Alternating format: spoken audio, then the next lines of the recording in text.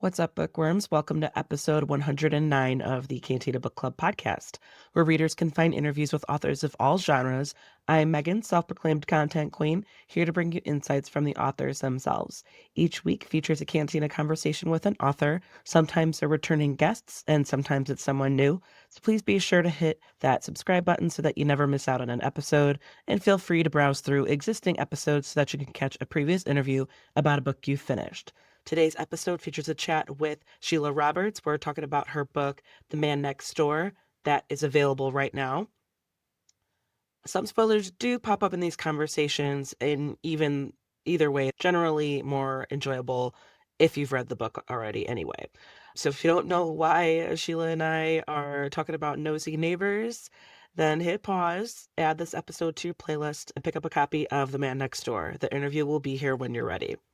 Just a heads up that I often use adult language to express my feelings towards these authors and their work, whether the characters need to get their shit together or I'm saying what the fuck to the author for making me feel feelings.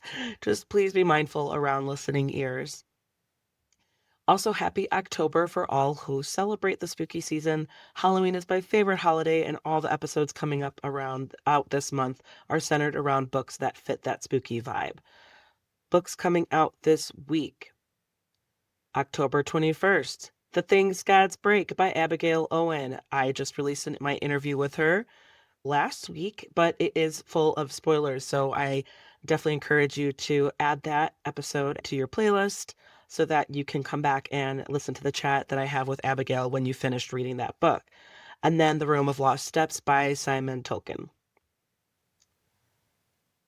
And now a word from Crystal Hope, founder of Book Podcast Connection. Hello, listeners. My name is Crystal Hope. I am the host of Must Love Books podcast and the organizer of the Book Podcast Connection. The BPC is a networking group of over 100 book-related podcasts, from fantasy to romance to horror and every genre in between. There are even podcasts for authors and writers. Check us out on Instagram at Book Podcast Connection or at www.bookpodcastconnection.com and discover your next bookish obsession. And there you go. I know I'm biased, but I definitely recommend that you check out all those the amazing plethora of bookish podcasts and subscribe if you're looking to get more out of your reading lists. And without further ado, get ready, grab your favorite drink. Here is Sheila Roberts. Today we've got Sheila Roberts. We're talking about her book, The Man Next Door, that comes out on October 14th. Sheila, thanks for joining me today. This book was funny and I really enjoyed getting to know the characters and their relationships with each other. And I was eager to see what was going to happen. So I'm excited to talk a little bit today. I'm so glad you had me, and I am Cantina ready, except it's Cantina time for you, and here it's tea time for me. So I'm just, There you go. I have my tea while you're doing your Cantina chick thing, but this will be fun. I'm really looking forward to chatting with you and getting to know you. Yeah, absolutely. And honestly, that's the cantina part of it. It's like if tea is your favorite drink, whatever you need to relax, it doesn't have to be alcohol. Some people put some whiskey in there, make a little hot toddy too. So it's all good. Whatever makes you the most comfortable, ready to have a fantastic time. I am ready. Perfect. So to get started, can you share a summary of the book so that people can follow along with the conversation? Yes, this book is a little Sheila rewrite of the classic movie Rear Window. So we have got, just like in that movie, the guy is laid up with a broken leg, and we've got a woman laid up with a broken leg. And how handy for being able to spy on the neighbors and see what's going on with the new guy that's moved in next door. And she's got a daughter who is definitely in need of a love restart, who has had to move in with her. And so we're just thinking, boy, this guy could be really great. He's so hunky and nice and blah, blah. And then it turns out maybe he's not so nice. And oh my goodness, what is going on over there? This could be very bad. And so that's the book in a nutshell. Things go from bad to worse as our main character, well, our two main characters, Zona and her mother, Louise. And Louise has got quite an active imagination. And so it doesn't take much for Louise, the true crime buff, to be off to the races. So you see what she finds when she goes to the races. Yeah, they were it was hilarious because me in the real world, I'm thinking like, mind your own business. Like, what are you doing?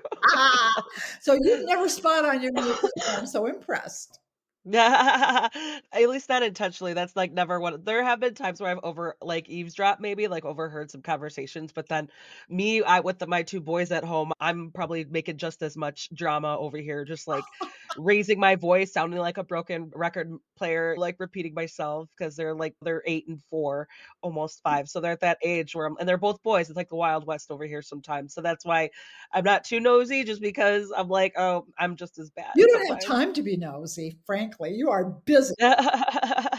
Yeah, I try my best. I like just one day at a time, sometimes one argument at a time. Either I'm breaking up a fight or an argument or just sometimes they'll get out of control. I'm like, just go outside. If you guys are gonna be crazy, just go outside. Like whatever. But although I don't know where you are, I'm in like Chicago area, so it's gonna be it's starting to get winter Oh, soon. yeah. Luckily it's like approaching fall, which I love.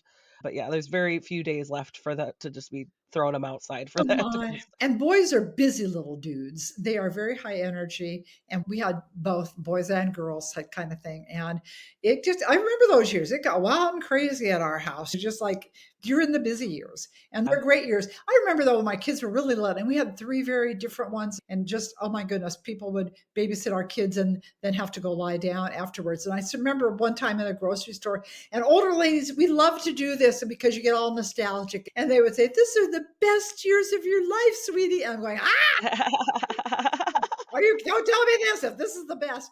Oh my goodness. And then right? you do look back and go, doggone, I wish I could just make them little again. And because they are fun years, but they're crazy years. They just are. Yeah, they are I know, and I'm grateful that a lot of my work, it's, like, flexible workload and I'm at home, so I can be here with them. Because 'cause I'm thinking, like, these are the years where it's helpful to just be, like, available versus, like, how I think about my mom was a working mom, and so she dropped us off to whatever daycare, or whatever, like, with my family or with not, and then she went off to work and then she came home, and so it looks a lot different than it did even just like 15, 20 years ago. So it's crazy how that happens. So I want to piggyback onto that. Speaking of your background, like you got kids, because some of these relationships are between the three generations of women. I Some of them were so enjoyable because Bree, like their daughter, Zona's daughter, is just like I don't know. I enjoyed her to an extent. She's so jaded, but also at the same time, I felt for her,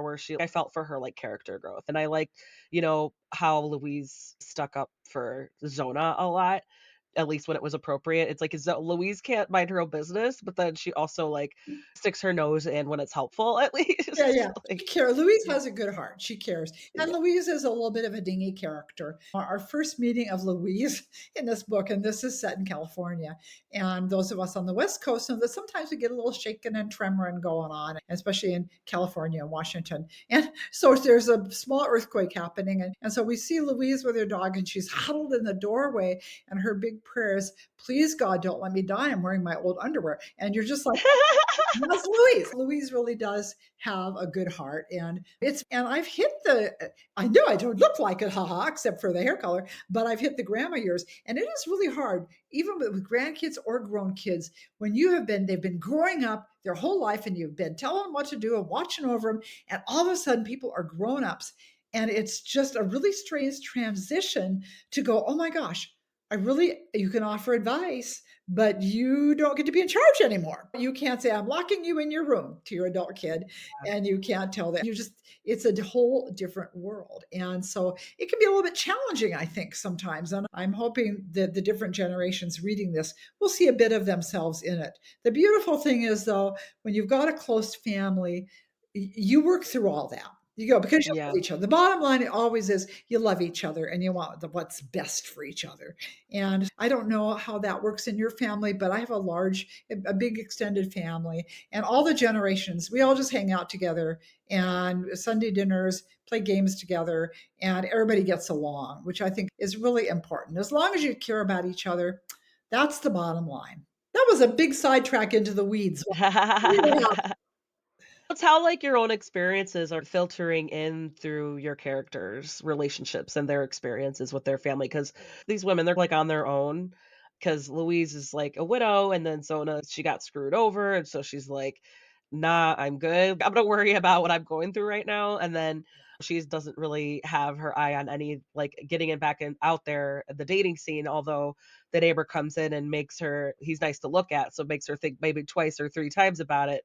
And then poor Bree is like just jaded and like, no, I am not like looking for any sort of long-term serious thing because I just don't trust that to work out well. I just think it's interesting because they're like a little tight little unit and but with Louise, when she hurts her leg and she needs care, no matter what, like, they're there for her, and Bree is like I get the impression that she still has that level of respect towards to an extent, or maybe there is a pebble, but for her, at least 'cause of her mom's, like, dating life, but she still wants like, doesn't hesitate to really say, "Oh, hey, what can I do?" Or, "Hey, pizza's on the way." Or, "Hey, like, I could probably come over and walk the dog," or whatever, and it's I see, like, what you're describing as kinda like that balancing of they still care about each other even if they're all and we all have those family members where, "I love you, but I really don't think you're making good choices right now." Yeah, that's a Like good way of putting it. Are you just like, why did you do that? And sometimes we just think it's the older generation thinking about the younger generation. There's no age limit on making bad choices. And sometimes you think you're making good choices and they don't turn out to be good. You know, like in the case of Zona with her two marriages, at first she thought she was marrying somebody really great. And sometimes that does happen. You think you've picked the perfect person, and once you're married, they evolve into something different, or the mask slips off, as often happens. yeah, And or you get comfortable or it's just yeah, yeah. things just unravel. So sometimes it's through no fault of your own. You just end up in this thing and you go, now what am I going to do? Yeah. Sometimes we have to do that, right? You got to turn in a new direction. And I love Zona. I have a lot of sympathy for Zona. Also, because with Zona, with that particular issue with her, in Zona's case, marriage number two, he was Prince Charming, he was perfect, and he was a great guy, but he developed a gambling problem. And that trickled down to affect his family. It ruined their finances, just messed up her life big time. And I have seen that happen in real life to people and seen the side of what happens, the side effect of that. And it's a hard thing. And I think it's so even as people are reading this, there may be somebody who's going through that right now who hopefully is seeing some signs and says, we need to get counseling because we don't end up on ebb like this kind of thing. Not that's the main Yeah. story, but that's what lands Zona in the mess she's in. It's just like her husband went over the edge and she's, oh no, now I have to rebuild all my finances. Yeah. Yeah, it's yeah, I felt for her for sure, and it's but you need a reason for her to, like, end up back with her mom at her mom's house, and but yeah, it's like because when we meet, like or we hear about her ex-husband and then we meet him, like, briefly he doesn't get much page time. It's we just get the idea that, like, yeah, he knows that he got carried away, and he's not trying to, like, make excuses and but even then, it just brings me back to, like, he affected not only did he, like, screw Zona over, but he also screwed over Bree's potential of a future of building her own life and becoming self-sufficient. His problem became everybody else's problem. Yeah. And that's often how it goes. The good thing with problems is they can be solved. And I am very happy with how Zona's life turned out in the end. I'm a big believer in the good old HEA, happily ever after. It's Yeah. a tough world out there right now. People are upset, they're worried, they're not happy. They're just things are just not all that fabulous. And I don't feel like I need to add to that by writing a book that somebody's going to just shut the book and be totally depressed. So I'm Right. just a big believer in I want to end up with something encouraging where people feel encouraged by the end of the books. And I know we all love a good cry too, but I know there are plenty of authors out there that will be happy to deliver that. And so I'll let you go out the Kleenex a little along the way, but I do want you to be smiling at the end. Yeah, happen off of that because 'cause you've got, like, a handful of published works, right? Like, from the little digging around I did. Do they mostly fall along the lines of, like, the happily ever after or, like, a women's fiction bordering on romance type of thing? Yeah, What draws you to the genre? yeah, I would say women's fiction with some romance thrown in. In this case, there's quite a bit of romance thrown in, obviously, just because of how the whole foundation of the book. But I do like to write about women's issues. I love to write books with multiple characters in them. And I like to show different generations too, because, and especially good relationships from different generations. I think women's friendships are so important. We can do so much to help each other. And young and old, the old ones, you got the youngins to keep you fresh and give you new ideas and give you fun. And then a little bit older women can maybe provide some counseling or wisdom or comfort. And so I love that balance between the relationships. So that's often the theme. It'll be friends banding together and helping each other through whatever their challenges are, whether that's at work or in their love life or whatever. And I think it would say women's fiction with a nice dash of romance sprinkled through would be a good way of describing my books. And fun. Yeah. Yeah, like a little bit of like jokes here and there. There were definitely some moments where you had me like laughing, like maybe had this stupid little smile on my face at some of the things that your poor character. I think Louise is probably the most comical of them all. Like she's just because, like you said, she's a ham and but she's a big heart. And Donna, she's just got like so much on her mind where she's just like, Mom, come on, what are you doing? Yeah, and that's cool. I appreciate that genre as well. There's just that comfort of knowing, yes, there's like we expect a happily ever after with a certain genre. Because I appreciate like all different types of genres. If I just want some like fluff, like yeah, give me that romance, either open door or closed door, because there's definitely like a spectrum of it, right? Even if there's because like you're the man next door, it's like pining and even Zona's like these inappropriate flutters. I think you said like she was like trying to say down girl. Like Yeah, those hormones now. What are you getting me into? yeah, yeah. Woo! I appreciate both ends of that the both ends of that range of level of intimacy or what the readers get on the page for sure.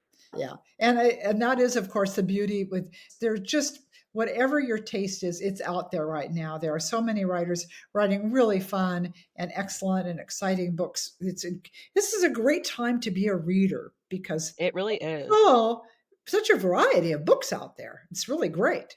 It's really like off of course self-publishing has really just skyrocketed in the past few years, I feel like. I think it's really cool because there's just adds so much more variety that might not hit mainstream.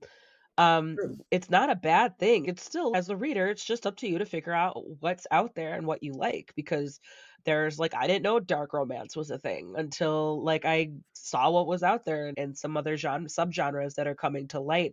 And I think it's very cool how readers and authors are starting to find their people. They're starting to find like their subject matters that really are that they're interested in. I love that people are reading again. For a Yeah. while, it was like, oh, books are dying and nobody's reading. And now it's like, if just in the last few years, like everybody's reading. If you're not reading, Yeah. what's wrong with you, kind of thing. But that's such a good thing. And Yeah. it's so interesting. Of course, I love a good movie or a fun TV show or whatever.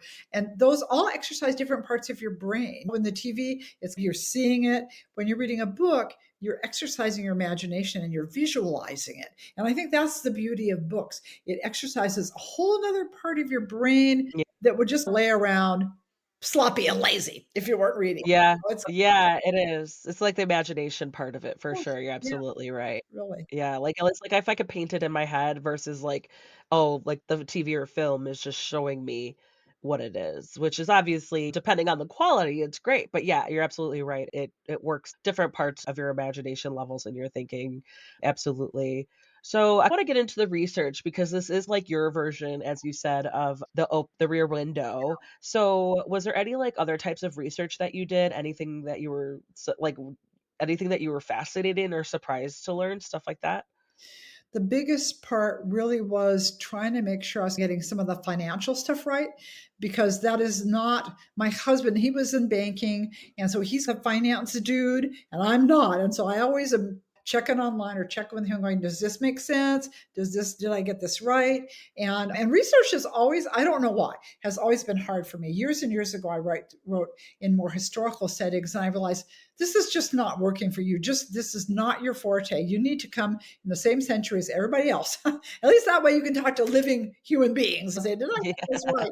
And but I always find that a little bit challenging and feel like I'm a little bit out of my depth when it comes to making stuff up. I'm great, but making sure that I'm getting things correct is another animal. And it doesn't matter how hard you try, you always make some kind of a boo-boo, or at least I do. And I'm gonna fess up right here to you. This is so embarrassing. Oh my gosh. So it's gone and it's too late now to fix it until the next printing. But one of our influencers was reading this and goes, "Oh my gosh, Sheila, you said the wrong name for something here." And I went, "Oh no, it was for, I'm thinking I'm going to have a contest and have guess the boo, but I will say it has to do with music." And that's my big clue. And if you figure out what it is, I'm just going to say, I knew better. I just was not paying attention to what I was doing. And what's interesting with authors, we really do work hard to get things right. We have editors, we have copy editors, and it doesn't matter. Something always gets through, and it's so Yeah. embarrassing. But I just want people, it's not for lack of trying. I think that details aren't necessarily my forte. So I do have to try and work really hard to get things right. Yeah, but I bet that, like, is a little bit fun to an extent because 'cause you're, like, you're engaged in your work, and it's I feel like some things after so many years of publishing or writing, I should say, you some of it does become second nature, but, like, you're absolutely right. Sometimes it's still Or you're like, just you into the still get story yeah. and you're just like, and but again, I would say the buck, you can blame your editor, you can blame your copy editor, but the buck stops with me. And so I do try to get things right. But I had to laugh. I thought, oh, come on, seriously, really? It's like, thought this was gonna be the one book. Everything was perfect. No, Oh, no.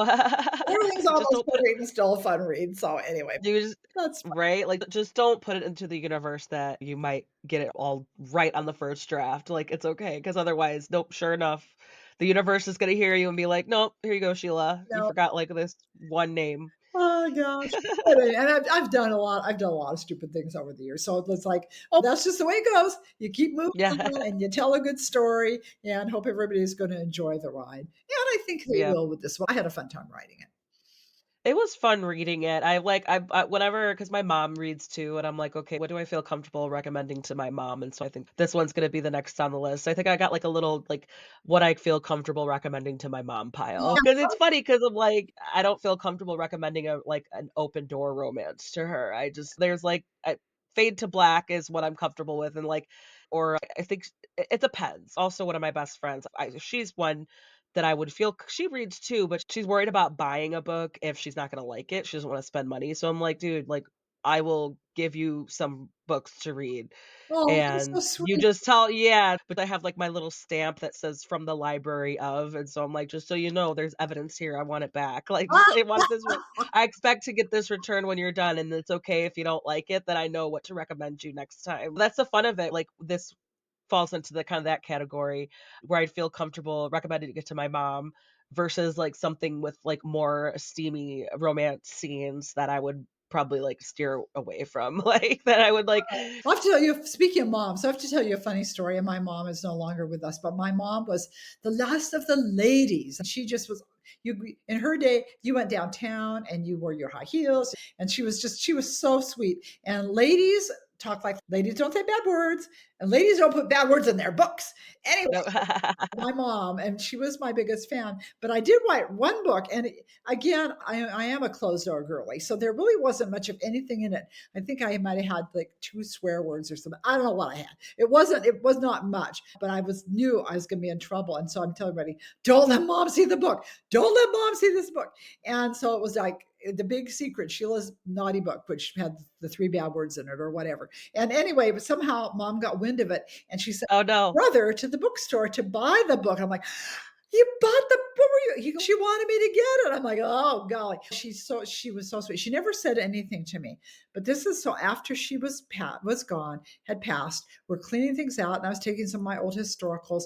And I said, well, nobody's gonna want these. I'll just gather these up. And my sister-in-law goes, what's this? And lo and behold, there was the naughty book.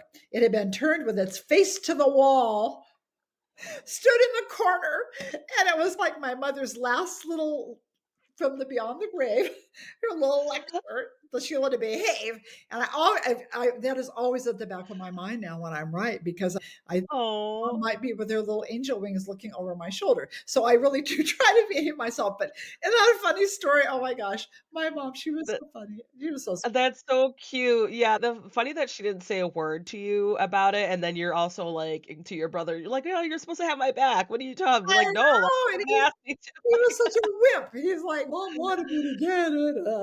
Oh, brother. But Anyway, it was cute. Like I said, she was really sweet. But I do keep that in mind now. Mom would be very happy that I'm closing the door. You're not alone. I've spoken to authors who are like, "No, I don't get too detailed in those types of scenes because I know my mom's reading it." Like, that's the exact reason why. Like, that's why I just gloss over that or, like, it fades to black. Like, he just it was really funny because it was a male author too, I remember, Oh my and gosh, it was really? yeah, and he's like, "No, that's why I don't spend too much time on that because I know my mom's reading this." He's like, Oh, "No, I don't." Even though because his main character clearly, like, gets excited about encounters with the opposite sex, like, consensual, of course, but it's really funny because 'cause I'm like he's kind of like a little teenage boy about it, his character, he gets, like, excited, and so it's oh, funny to laugh with him about that, but he's like, "No, my mom." I think he said his mom is one of, like, his better readers, so that's why one of the reasons also why he doesn't. He's like, "I know for a fact my mom is reading this, so I'm not gonna put any types of those scenes or it's gonna be very, like, a mention for, like, the humor and the intimacy sake, like, to say, 'Oh, these 2 characters are getting closer,' and this gives you a little insight into the type of character he is, but it's also like, no, that's all you need to know. I'm yeah. just gonna stop right I'm there. not Yeah. gonna share details. Yeah. One thing I did learn along the way too, and this is way years ago, but I wrote a book called The Nine Lives of Christmas, and Hallmark ended up making a movie from that. Oh, really? Itself, the guy was a fireman. I thought he needs to talk like a fireman, and it was until I read it way later. I thought, wow, he does have a mouth on him. And that was another good learning lesson. I thought, once something is in print, you can't pull it back. It is out there. And I try to think of that as I'm writing. This will be in print forever. What do I want in print forever? This is the extension of me. This is who I am as a writer.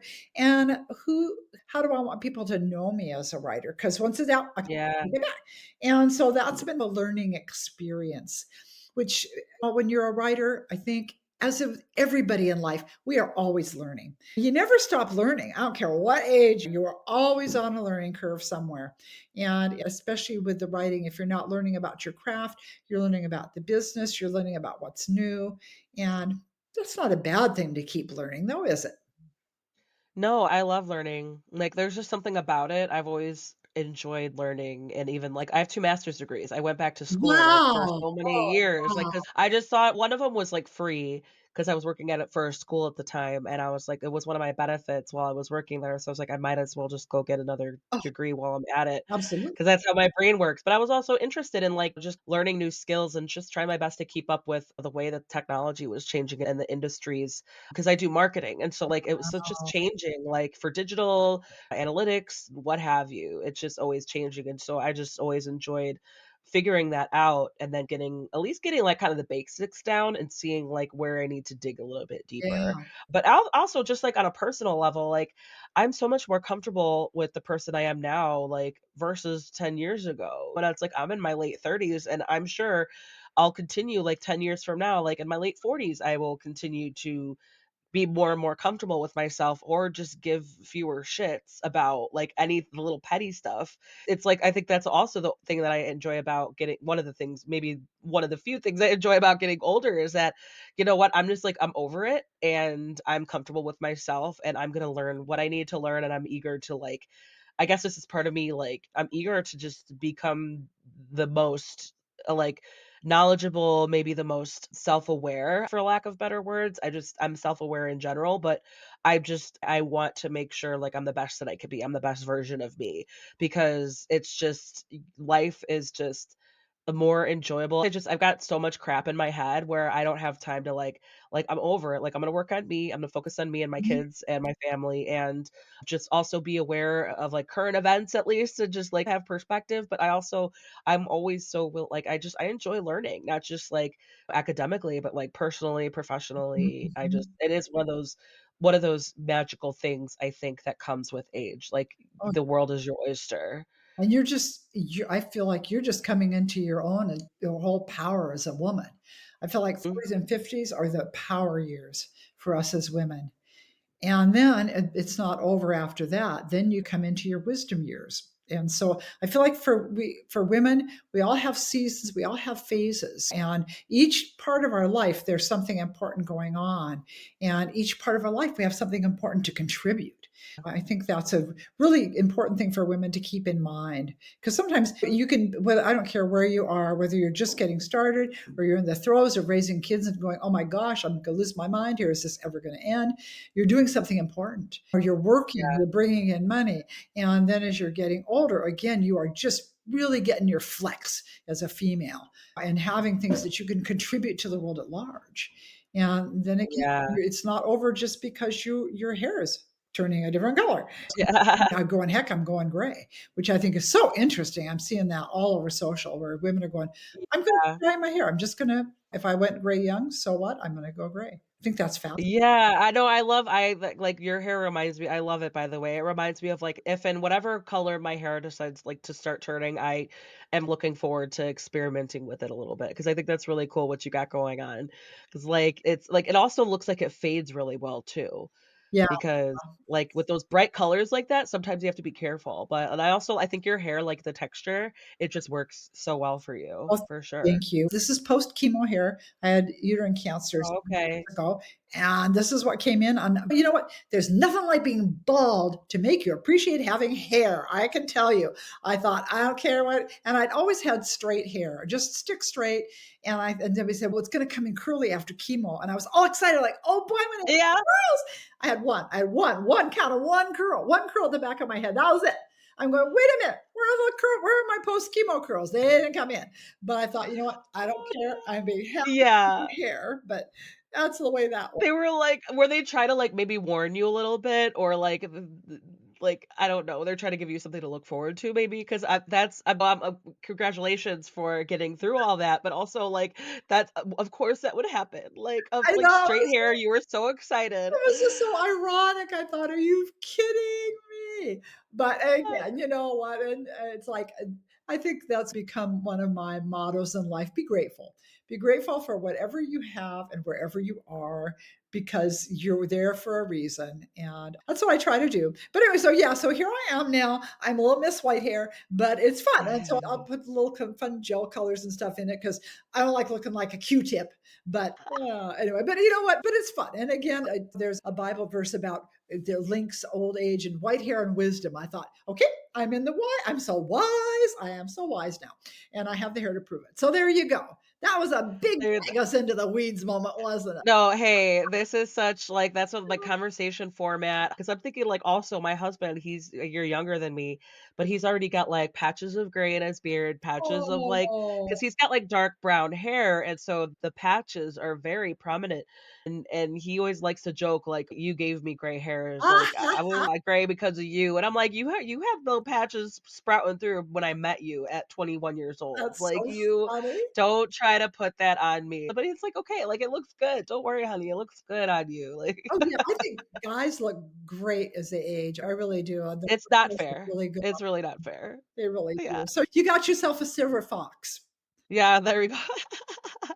I know, every birthday, I always mention that. I'm like, "Oh, you make gray look good, honey. Like, don't worry." Oh, what a sweet wife you are. That is so sweet. I try. I'm like, the one of the moments where I'm, like, trying to, like, boost his ego, like, hype him up a little bit. I'm gonna throw this at you. It's a two-parter. What were the most challenging parts to write? What were the most enjoyable parts to write? That's interesting. I really do think the challenge, like I said earlier, was just making sure I got the finance issues correct and the gambling thing and some of that type of stuff. That was the challenge. The actual story spinning was just fun. That was I really enjoyed doing that and exploring the characters.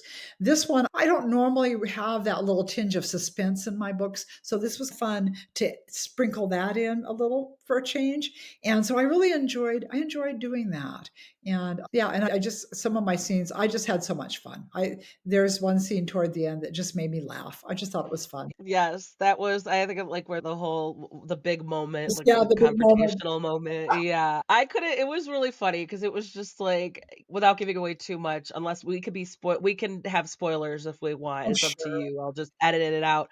But, yeah, it was like a comedy of errors where there was a big confrontation and, like, it was just all chaos, and it was yeah, that was hilarious. I'm like I was even thinking, like, if you ever made it to, like I don't know if you would switch genres, but if you ever had a rom-com where you threw more of that chaos in there, that would be I'm, like, an advocate for chaos, I think it's hilarious, but I feel like I've Age. Yes, absolutely, like, when it's happening to somebody else and I'm not involved, yes, absolutely. It's great, but yeah, it was just, like, so hilarious just because that really, like that was the turning point, and everybody was trying so hard, and it just did not work out how everybody zigged and then, like, everybody zagged, and it was just like oh, but poor Darling, though, I don't know, I love dogs, I'm such a sucker for dogs, but I also was like, "Louise, get your dog under I control, like, know, what I'm are like, you "Oh my doing?" gosh." Oh, well, and, And poor Alec, he was like, "Oh, that's where the swear words came in because he was like, "Shit," like yeah, and but that's and now I always figured that to me doesn't count as a swear word. That's just an unladylike word. My mom probably wouldn't like that either, but the but that one goes in because I won't do the blasphemy thing. I feel like I'm sorry, I'm not saying Jesus unless I'm praying, and that's how that works. So, but yeah, the sh word I'm afraid is one of my go-to words. If I happen to stub my toe, that's the word that comes out. I know, I'm at that point because I have, like, little listening ears, like, in the house, and I probably swear way too much in front of them, but also, like, I always say, like, even one of my nieces, like, they were super young and I would swear in front of them, I'm like, "Not to say that, right?" They're like, "Yeah, Not to Aunt say Megan," that. I'm like, "I I'm do." saying Or I think one time, like, there was, like, a once or twice where I caught, like, my four-year-old saying it, but he was, like, um he said it, like, as a reaction. He did say the shit word, but he said it as a reaction to, like, either dropping something or messing something up. He "Oh." was just like, "Oh, shit," and I was like, Mason like, he used it in context, but I was like, "Okay, not to say that word. I understand why that kind of came out, like, not to say that word because that's the last thing I need is him at preschool or, like, at my in-laws." So it was just Sometimes like, "Okay, yeah." sometimes things just come out, and they come out because they're all around you in Yeah. the atmosphere, and then they go in your ears and come out your mouth. I don't wanna say they're bad words, I'm like, they're adult words, and it's just a matter of, like, having appropriate using appropriate language around at appropriate times, but I understand if sometimes these words, you're frustrated, you're using them in context, just like, you're not in trouble, just if you're gonna start freely saying that stuff, we're gonna have a problem, but no, it's just funny where I'm at that age where I'm like, I'm lucky that they haven't just been like total parrot, although the only parroting that happens is when, like, they start to use my own phrases against me. Like, even just, like, arguing with me, he's just like, "Mommy, I'm trying to talk to you, but you keep interrupting me." I'm Oh my like gosh, that's hilarious. Okay, that is funny, I have to say. My mom, she did always have to have the last word. And again, my mom was so sweet. She really was as close to perfect as a human being could get. But she was the mother, and yeah, I am the mother. That was one of her favorite phrases. And if I'd start trying to argue too much, it would be not another word, not another word. And so I'd say, but not another word. Her big favorite phrase, not another word, is like finally I think, okay, I give up. I'm not gonna get a word in edgewise here anyway. So I give up. Yeah, you can have the last yep. word.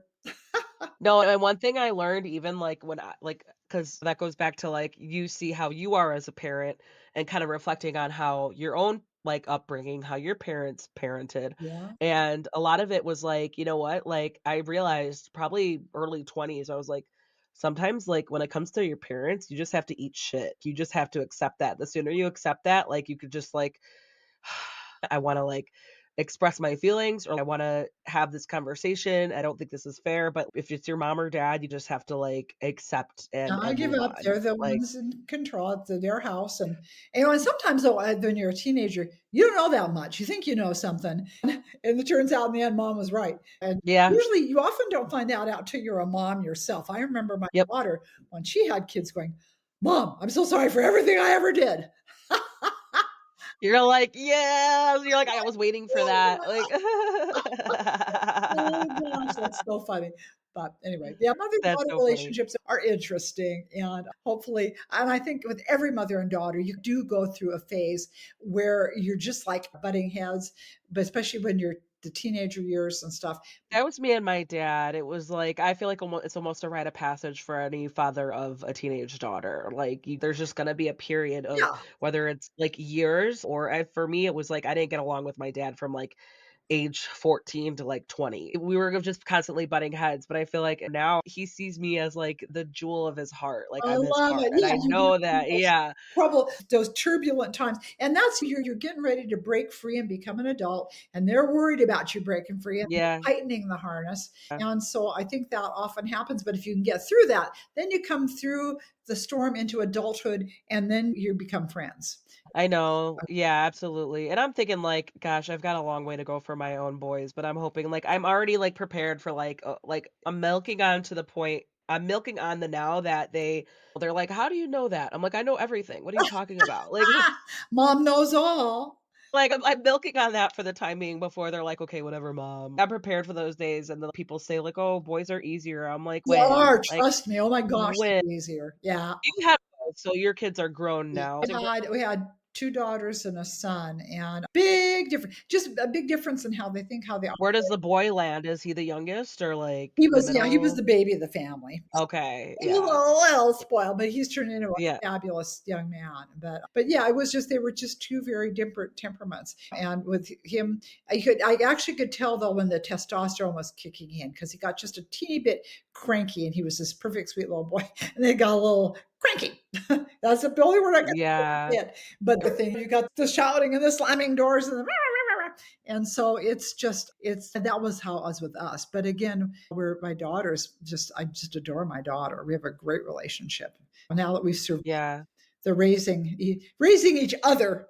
Sometimes you're both growing up at the same time. It really is. You're learning, like, your new role as a mom. Like, that's when my friends were, like, before they started having kids and I had, like, my oldest, I was just describing it like you're just leveling up as a human being. Like, you're learning this new role. Like, you learn when you're married or when you're in a serious relationship Yeah, planning a future with someone, you're learning how you are in that role, just like a daughter or sister or aunt or sure. whatever. And having children, that's like a whole just another role, but it is gonna become a huge part of you.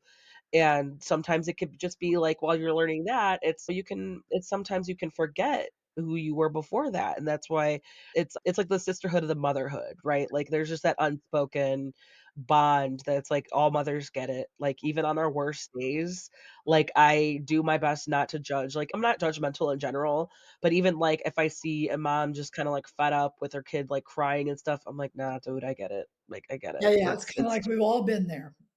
yeah, yeah, it just sucks that it's happening in public for you right now, And you like suddenly want to go up and hug her and say, "This will pass. This won't go on forever. Hang in there." yeah, absolutely, I know, I just yeah, it's one of those things where it's like, "We gotta stick together, it's a camaraderie," it's like, "Trust me, I get it." What I wanna talk about Bree, though, because Bree did grind my gears a little bit. I've wanted to, like as a mom of not quite a teenager, and she's like an adult like, Bree is an adult, but I was like, "Bree, give your mom a break." I was You like, just she kind of just want to was shake, so, like but it's yeah. but you know what? And then again, that is that age, the young. It's everybody when you're going through stuff, it's almost like you're looking for a scapegoat.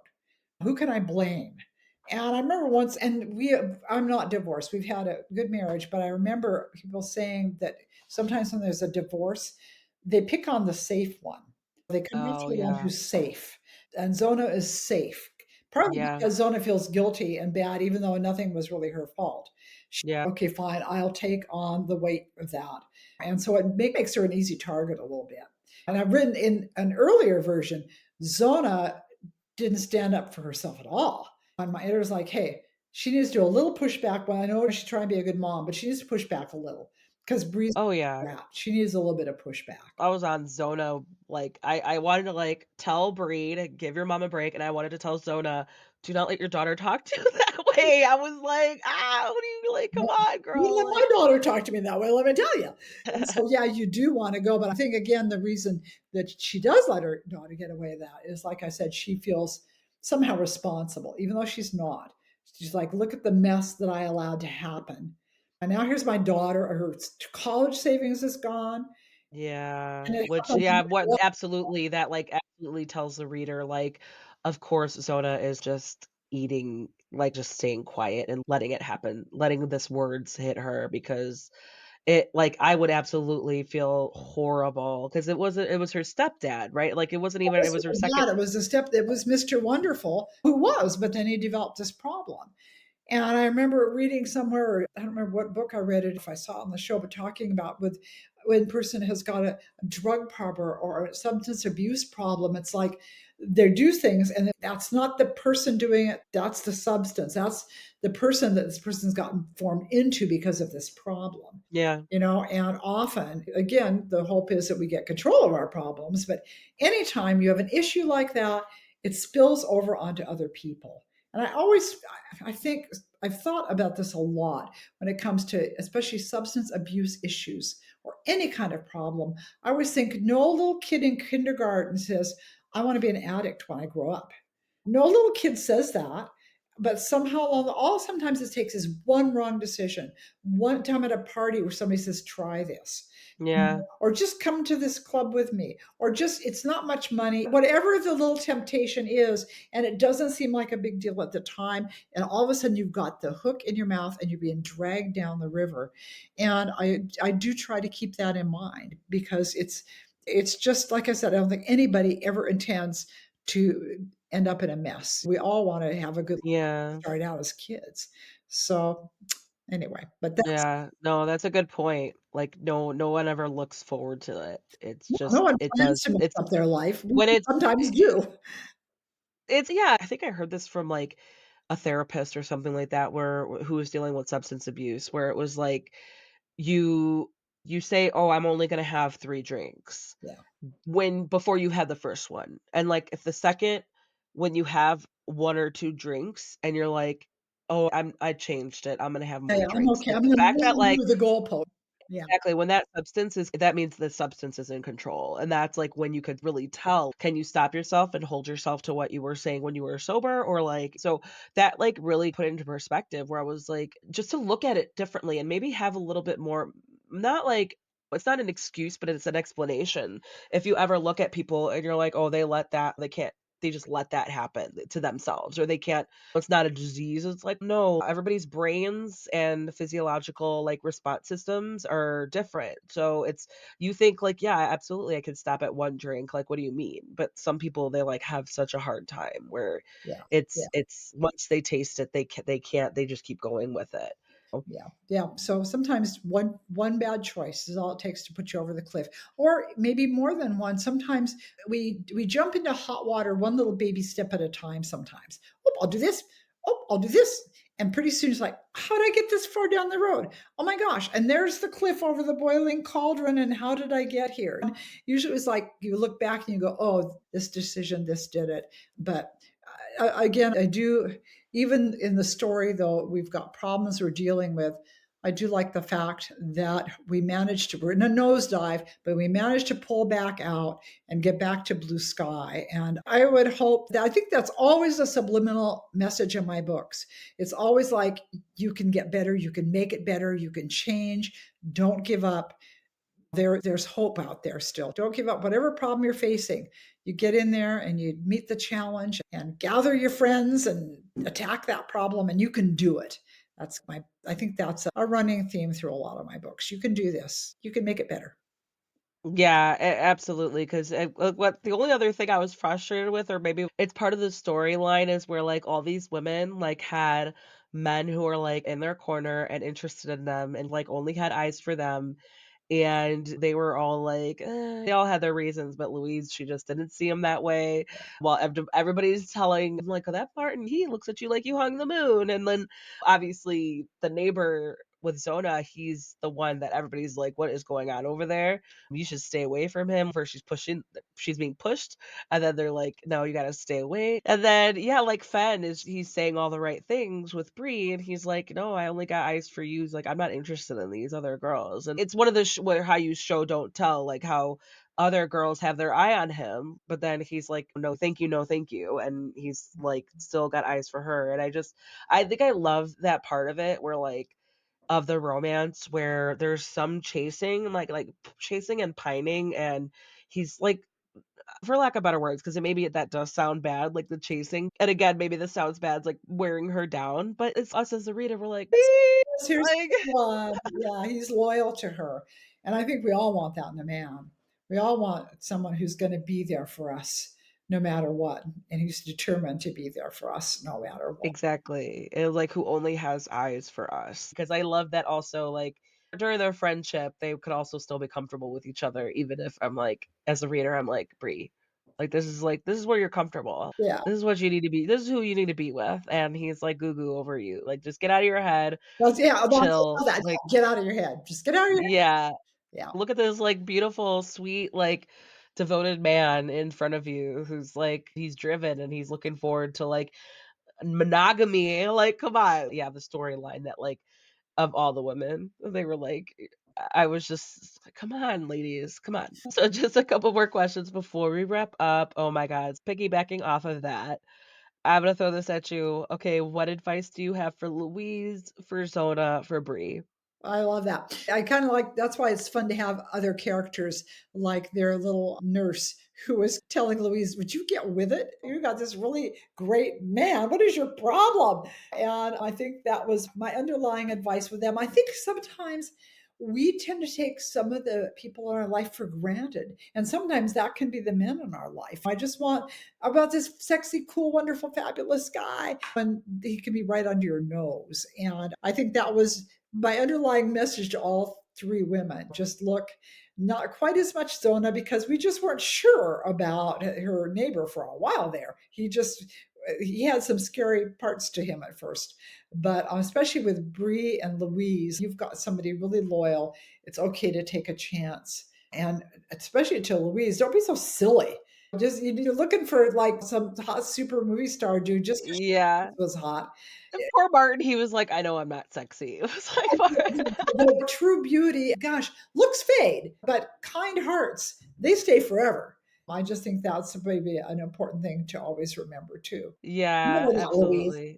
absolutely. I know, it's like nothing against older women, but it's like, a girl, like, come on. I don't wanna say like, "Oh, it's not like you're gonna catch anything else." It's just like, you got this man who's like you got all the personality traits of a good guy right here. It's like the personality, that's the one thing that's like down to his core, who he is. And it's funny though, because yeah, with Zona, it's like because they overheard nosy neighbor style some of probably his worst moments, dealing with the worst situation for him that he's ever had to deal with, where he's got like some drama that is just he's not trying to welcome into his space. Yeah, And so he's reacting and all they hear is the noise. All they hear is the dialogue. that's good. So they're only getting that one impression of him Yeah. versus and then plus his reactions to having Darling's gifts on his driveway. Yeah. So they're like they're not seeing the swoony, the charming, the just normal, probably not even charming side of him, like someone who's trying to court someone. They're not seeing even this just the balance of him, like all the way. And so I just love that it was funny, like how you try to give those different perspectives, but also like maybe the hot and cold of it. Mostly driven by Louise. It was just like I wouldn't be mad if Louise was like my grandma or my mom. It's just like I could see how it would get old after a while, but all at the same time, it's she definitely makes life interesting. She definitely makes life interesting. And I do have to laugh with Louise too, because again, her little neighbor, he's just so calm. And I think she's like, I just want excitement in my life kind of thing. But then when we get excitement, it's like, oh, wait, maybe we don't want this excitement after. Yeah. It's getting her in trouble. And I love that he proves himself in the end and says, hey, there's more to me than you realize. So I, Yeah. I love their whole little side love story. I think it was really fun to write. I know. It's one of my favorite parts was when her car she was stuck stranded on the side of the road or in the middle of the road and Alec came to her rescue, but then somehow her ex was there and he was like, "Oh, who is this?" Like blah blah blah. And, like Amazon. I love where yeah, like we see another side to Alec where he's already been frustrated with her as her neighbor a couple times, but he's like still willing to lend a helping hand. And he's also a little like protective, where he's like, yo, I got this, like skedaddle. Like he's just because Gary's like freaking out. Like he's just not he's not having a good time like discovering that she might have another potential like love interest. So I guess the moral of the story is even if it looks like there's been skullduggery, don't go digging in your neighbor's flower beds. No. I know. The poor Alec, he's like, "Are you serious? Like, are we doing this right now?" This is so funny. So let's see. Sheila Roberts, what is next for you? Are you working on anything that you could talk about? What are we? I'm sure you know how it is with authors. We're always working on something. I am trying to whip into shape a book that will be coming out this spring, Love on the Shelf. It's going to be a bit of a battle of the sexes between a kind of scalded and now misogynist radio jock talk dude and the lady who owns the romance bookstore. So he's going to get a little lesson on the importance of romance novels. So we'll see how that all goes, but I'm having a good time writing that. So we'll see. Hopefully, readers will enjoy it too. We'll find out. Yeah, it seems like it seems like you potential a lot of potential fun figuring out how that's gonna go. That's so funny. There's like a lot of options for chaos from a distance. We're all about chaos, right? We like chaos as long as it's not happening to us. Chaos on the page. Exactly. I know, I joke around that, like, this character, I feel for them, but I don't know if I'd be friends with them in real life. I would, like I'd be rooting for them for as a character, but I don't know if I'd be friends with them. I'd be like if I saw them on the street, I'd be like, "Ugh, alright," Yeah, like please just keep walking right on by with your drama. Okay, so where can we find you online and on social media?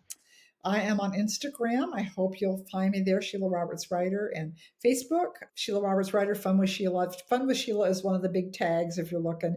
And I'm even on TikTok, and that's fun. I really do enjoy social media. Those are my three faves. And I think probably Instagram is my top right now, although I do love Facebook still, but really love Insta. Yeah, so find me. We're every week just about, I'm doing some fun chats like you're doing with author buddies, and there are always goodies to be given away and fun things to talk about. I hope people will hang out with me somewhere on social.